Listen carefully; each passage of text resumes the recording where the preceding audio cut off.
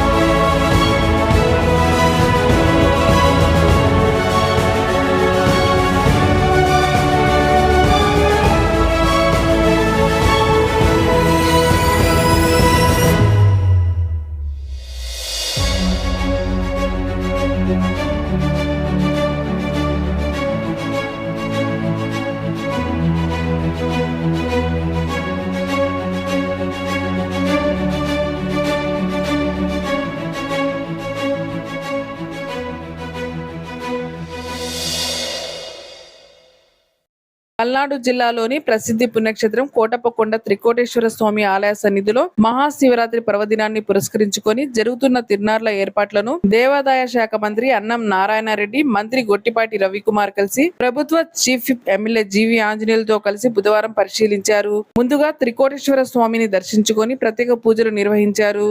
అనంతరం అధికారులతో కలిసి కొండపై జరుగుతున్న వివిధ అభివృద్ధి పనులు, భక్తుల కోసం చేస్తున్న ఏర్పాట్లపై క్షేత్రస్థాయిలో పర్యవేక్షించారు.